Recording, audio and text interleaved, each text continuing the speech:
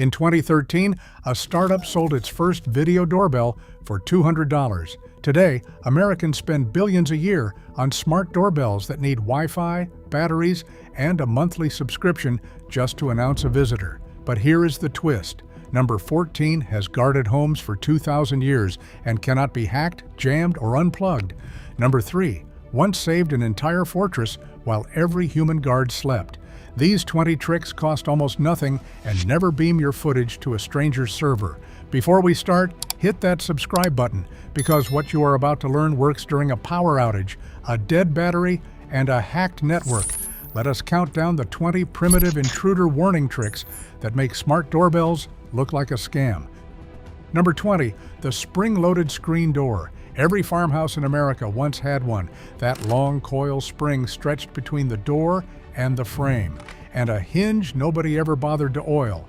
When anyone opened it, the spring groaned and the door slapped shut behind them with a crack you could hear from the back 40. It was not a defect, it was a design. A screen door that announced every single arrival meant your mother knew a stranger was on the porch before he ever knocked. Children learned to catch the door so it would not slam and wake the baby, which meant that only a stranger let it bang free. The spring cost about a dime at the hardware store and lasted 20 years. Modern homes have quiet cushioned door closers and a $200 camera to tell them what a rusty spring told our grandparents for free. The screen door never needed charging, and it never once missed a visitor. Number 19, the balanced coin on the latch.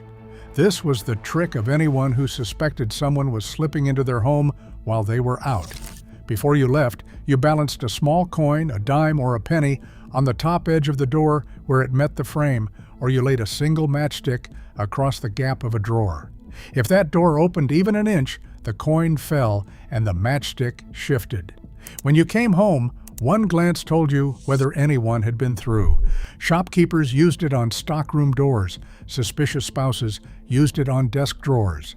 Spies used a version of it for the better part of a century.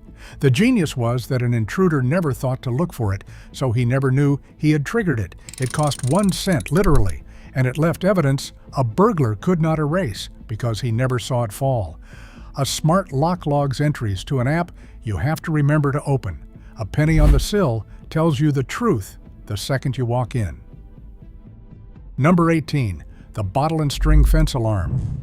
Along back fences and around chicken coops, people strung a length of twine at shin height and hung empty glass bottles from it every few feet. A man climbing that fence in the dark could not see the string, and the moment his boot caught it, the whole line of bottles clattered together like a drawer of dropped silverware. Soldiers in the trenches of both world wars used the same trick with tin cans and bottles strung across the wire because a sentry cannot watch every yard of a line all night, but a bottle will scream the instant something touches it. Farmers guarding melon patches and moonshiners guarding stills relied on it. The materials were free, pulled straight from the trash. The alarm worked in fog, in pitch dark, and in a downpour when no camera would show you a single thing. And nobody in the history of the world has ever hacked a bottle. Number 17, wind chimes placed where the wind does not reach. Everybody thinks wind chimes are decoration. Our grandparents knew better. You hang the pretty ones on the front porch for show, but you hang a second set, low and cheap, just inside the side gate, or in the narrow passage between the house and the garage, exactly where no natural breeze ever travels. Out there, nothing moves them. So if those chimes ring at 2 in the morning, it is not the wind. It is a shoulder or an elbow brushing past in the dark. A set of chimes cost a few dollars at any 5 and dime, and the sound carried straight through an open bedroom window. The trick was placement, not price. You were quietly turning an ornament into a tripwire that sang. The burglar heard music and thought nothing of it. You heard music and reached for the light. Number 16, the gate you refuse to oil. Most people fight a squeaky gate. They chase it with the oil can until it swings silent. The careful ones did the exact opposite. They let the front gate rust just enough to groan, a long, low complaint that carried across the whole yard every single time it opened. That sound became the household's first line of warning. A courting boy learned he could not sneak in late. A salesman announced himself before he reached the steps, and a man who did not belong there gave himself away with the very first push of the latch. It cost nothing. It required no maintenance. In fact, it required the deliberate absence of maintenance. And it worked whether the power was on or off, whether the internet was up or down, in a way no wired device ever has. First pattern break. Here is where the whole thing starts to unravel for the modern gadget. Every trick so far has one thing in common that a smart doorbell simply does not. It cannot fail silently.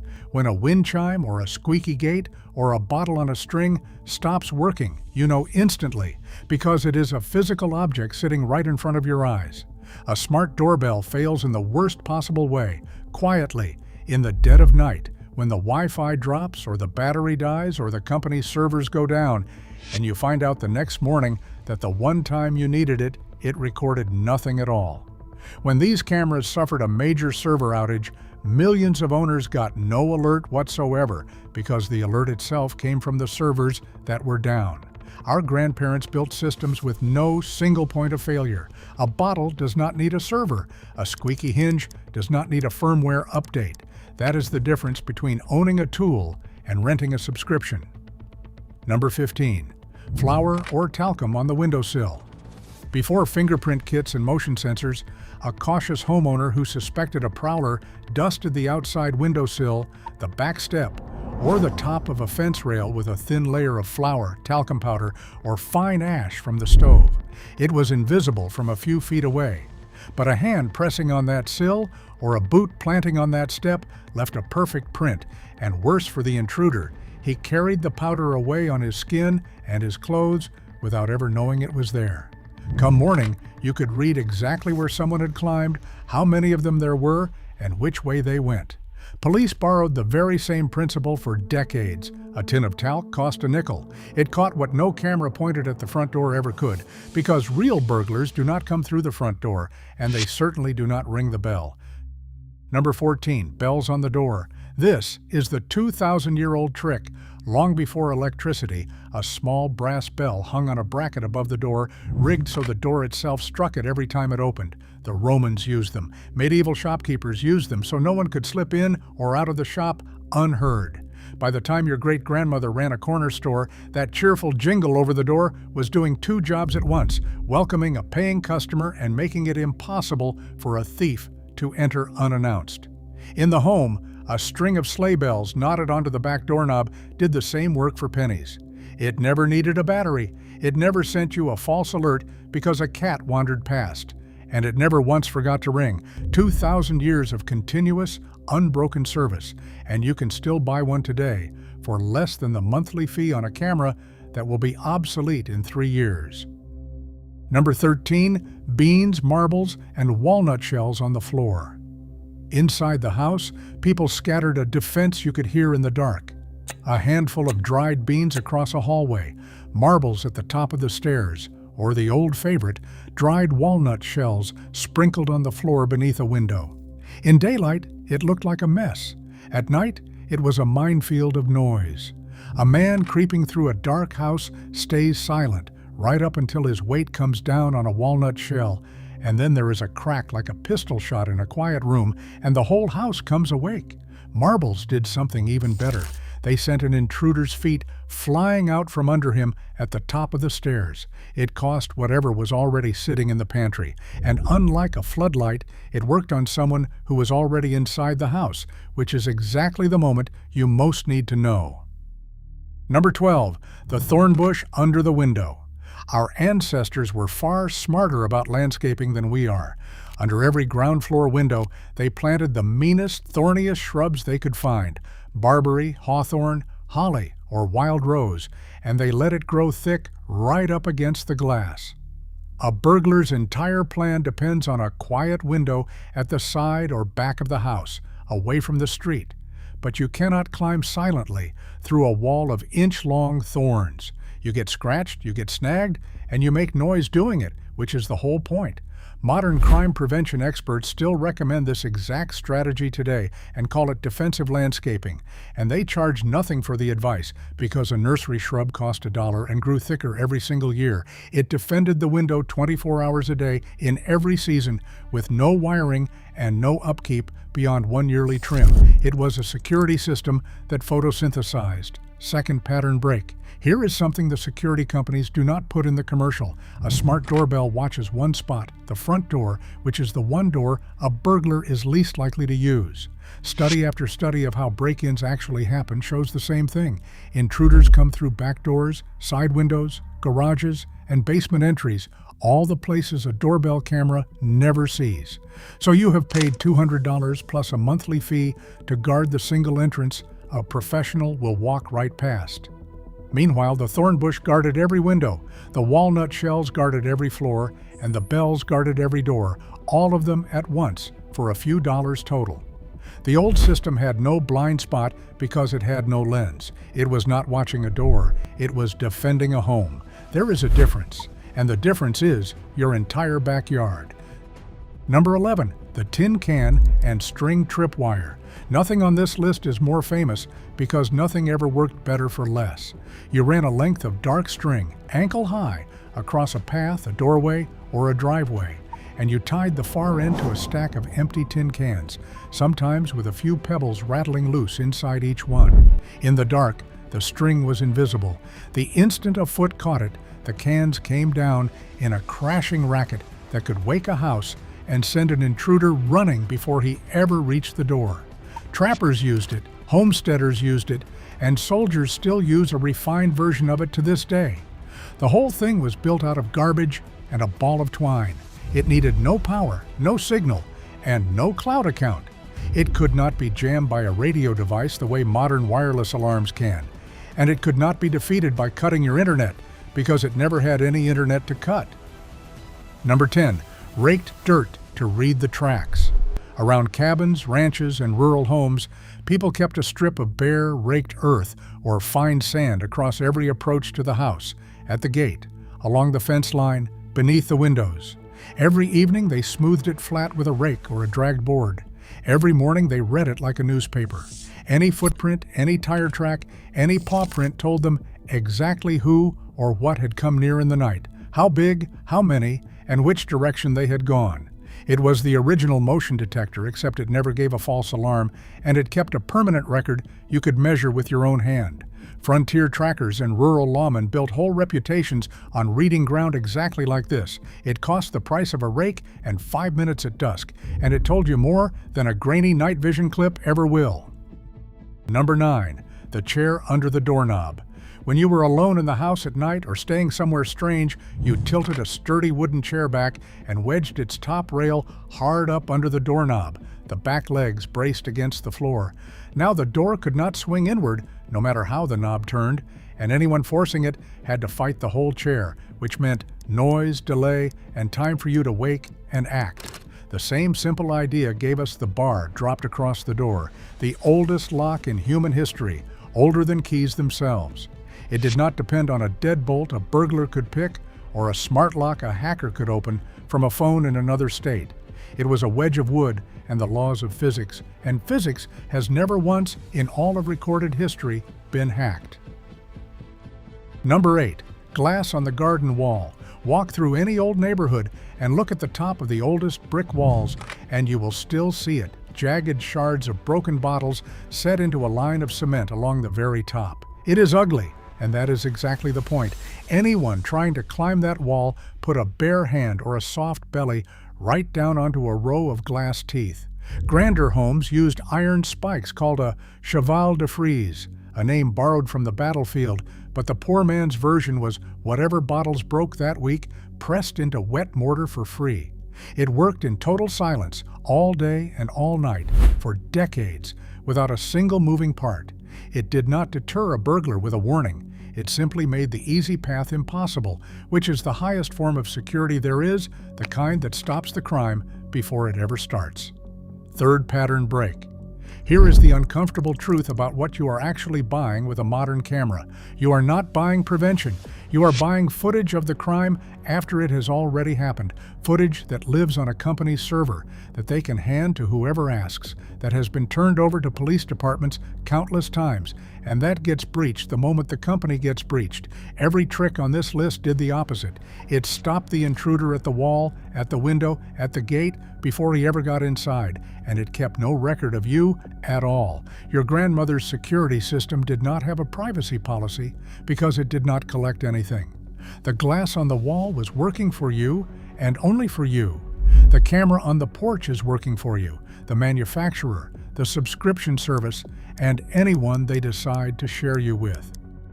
Number 7, the gravel path. This one is so simple that people forget it is a defense at all. You lay a wide bed of loose gravel or crushed shell along every walkway to the house and under the windows. Solid pavement lets a man approach in total silence. Gravel makes silence impossible. Every step lands with a loud, unmistakable crunch that carries clear into the house, and there is no way to cross a proper gravel bed quietly, no matter how carefully you place your feet. Castles used this exact principle in their courtyards centuries ago. Security experts today still recommend gravel under windows for the very same reason our great-grandparents chose it. It is a pressure sensor made of stone. A load of gravel cost a few dollars and lasted a generation. It drained the mud out of your yard as a bonus, and it turned the very ground beneath a burglar's feet into an alarm that could never be switched off. Number 6, guinea fowl. Long before anyone dreamed of a doorbell that pings your phone, farmers kept a small flock of guinea fowl, and there has never been a better living alarm. These homely gray birds have eyesight like a hawk and absolutely no chill. The instant anything new enters the yard, a stranger, a stray dog, a snake, a car in the drive, the whole flock erupts into a shrieking metallic racket that does not stop until the threat is gone. It carries for a quarter mile. You cannot bribe a guinea fowl, you cannot hack a guinea fowl, and it patrols every inch of the property on its own all day for the price of a little scattered feed while eating every tick and bug on the place as it goes. Country folk called them the farm's burglar alarm long before that phrase ever meant a keypad by the door. Nothing gets past a guinea, and everyone within half a mile knows the second it happens. Number 5, peacocks, the rich man's version of the guinea fowl, and arguably even better at the job. For centuries, great estates and palaces kept peacocks on the grounds, and while everyone assumed they were there to look beautiful, the staff knew the real reason. A peacock's alarm call is a piercing, almost human scream that can carry well over a mile, and the birds let it loose the moment a stranger sets foot on the property, day or night.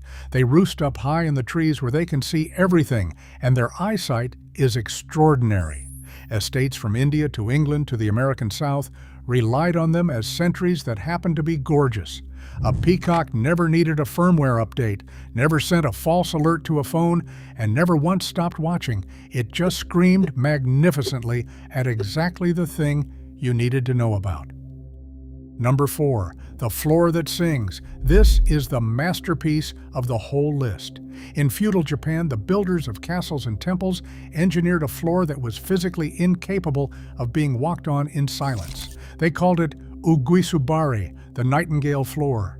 Underneath the boards, iron clamps and nails were set, so that any weight, no matter how light or how careful, pressed the wood down and rubbed metal against metal, producing a soft chirping sound like a bird.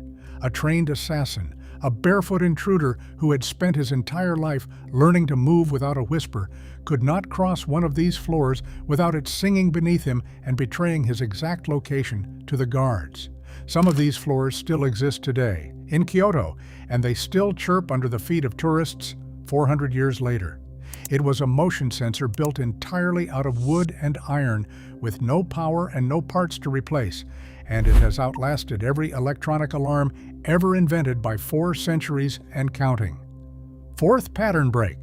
Notice what the last few tricks have in common, and what the ones at the very top of this list are about to make obvious. The best security was never a machine at all. It was alive, or it was so simply built that it could not break. A guinea fowl thinks, a peacock watches from the treetop, a nightingale floor has no battery to die. Every one of them shares the single quality a smart doorbell can never have. They do not depend on anything outside your own property to keep working. No company can brick them with an update. No hacker can silence them from across the world. No monthly fee keeps them breathing. And when the grid goes down in a storm, which is exactly when a house is most vulnerable and a camera is most useless, every trick on this list works perfectly because it never needed the grid in the first place. Number 3, guard geese. This is the trick that saved a fortress. In 390 BC, an army of Gauls launched a night attack on the citadel of Rome, creeping up the cliff in total darkness while the exhausted guards slept, and even the watchdogs failed to stir. But the Romans kept a flock of sacred geese near the temple, and the geese heard the intruders coming. They exploded into a honking, wing-beating frenzy that woke the garrison in time to throw the attackers back down the cliff and save the city. The Romans never forgot it. 2,000 years later, geese are still doing the very same job, guarding whiskey warehouses in Scotland, military depots, and farmyards all over the world, because a goose is territorial, loud, fearless, and utterly incorruptible. It bonds to your land and treats every stranger as a personal insult. It costs almost nothing to keep. It never sleeps on the job, and it once did what an entire wall of Roman soldiers could not. Number 2, the dog. Of course it is the dog. Long before any of these other tricks, before bells and gravel and glass, there was the dog lying across the threshold, and there has never been anything better. A dog does not just make noise. It hears the footstep on the walk before you do. It smells the stranger at the gate. It reads the intent in a man's approach, and it decides entirely on its own whether to warn you or to stand between you and the threat. It works in the dark, in the rain, during a blackout, and during a hurricane. It needs no subscription, only food, and, far more than that, your affection, which it would have wanted from you anyway. For 10,000 years, in every corner of the world, the dog by the door was the first and the best alarm human beings ever had. No camera has ever loved the family it protects. The dog always did, and that is precisely why it never once failed to care whether you were safe. Number 1, the neighbor who watches. And here, at the very top of the list, is the one that is not a gadget, not an animal, not a trick at all, and it is the most powerful of them all. For most of human history, the thing that actually kept a home safe was a street full of people who knew one another, neighbors who noticed a strange car idling too long, a woman across the way who kept an eye on your porch while you were at work, kids playing outside who knew every face on the block and would run to tell an adult about the one they did not recognize. Crime withers on a street where everyone is watching out for everyone else, and it thrives on a street where every family sits behind a locked door staring at a phone, trusting a camera to do the job that neighbors used to do for free. That is the real thing we quietly traded away. We bought hundreds of dollars of technology to watch our doors, and somewhere in the trade we stopped knowing the people who would have watched them for nothing, out of nothing more than the ordinary decency of looking out for one another. The most advanced security system ever devised was never for sale. It was a community that paid attention. Here is my challenge. This week, do one primitive thing. Hang a bell on the back door, rake a strip of dirt by the gate, plant something thorny under the window, or just walk next door and learn your neighbor's name, because that one is free and it beats everything else on this list. Then tell me in the comments which trick you would actually trust with your own home. I want to know if the guinea fowl gets more love than the geese, and whether anyone out there still has a grandmother with a nightingale floor, because none of this was ever primitive. It was simply the truth we forgot the moment someone sold us a subscription.